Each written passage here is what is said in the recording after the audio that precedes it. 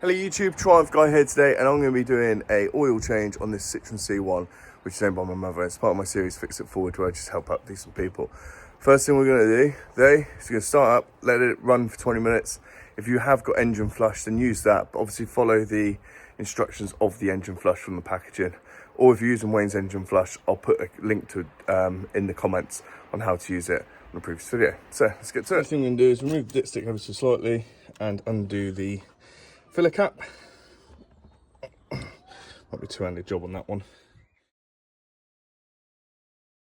So I've got the oil drain ready, and as you can see, I'm on this side of the car. So you just go under here, and if you look up, that's where the oil filter is, okay? So we're gonna unscrew that now. So I'm not actually gonna do it, but here's the new filter, and underneath I can't actually get the phone under. So I'm just going to use one of these sort of devices, and you basically just lefty-loosey, you can actually get it sort of ready, and then you're just going to put that on there and ratchet it off like that. This handle is, get your oil drain there and just literally put my hand, it should probably go everywhere. That's about standard. And then what I do, it's standard and it just goes absolutely everywhere. There we go, just let it go in there. So now what we're going to do is prime this oil filter. So what we're going to do is get some oil, okay, this is 5W30, but I'd definitely buy this from Peugeot or Citroën.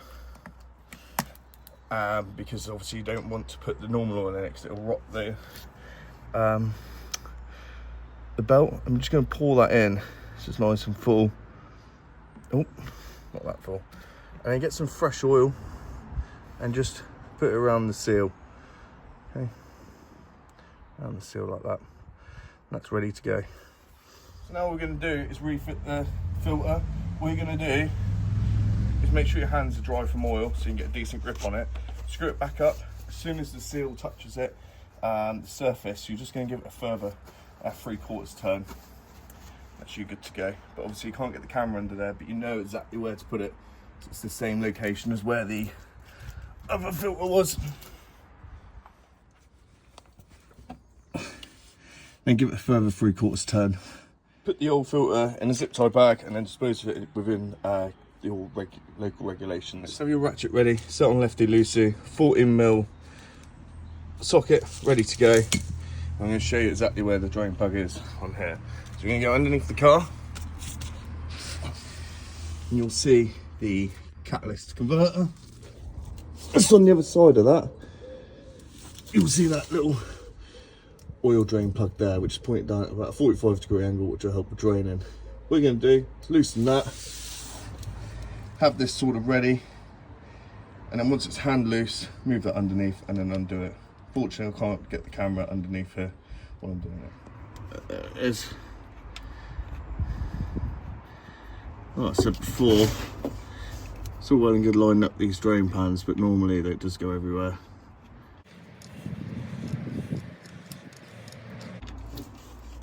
Oh, I actually caught most of it this time, which is good. So what I tend to do now is I'll put just a couple of 100mm just in the filler cap, just to let it drain out completely whilst the drain plug's off. But this step's completely optional, it's just something I like to do. So now what we're going to do is clean this up with some all-purpose spray and get ready to put that in once it stops dribbling, which at the moment it still is.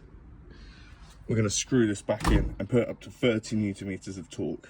Also, you know, to inspect this washer to make sure it's not deformed at all. Otherwise, we will need to change out the washer. There you go. And you can hear that little click. That means that it's torqued up to spec, 30 Newton meters. Now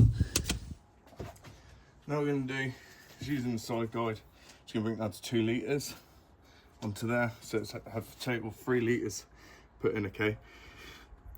The total capacity is 3.3, but we'll put 3 in for now, and then we'll be able to run the car up and then check the dipstick to make sure that it's between the min and the max mark.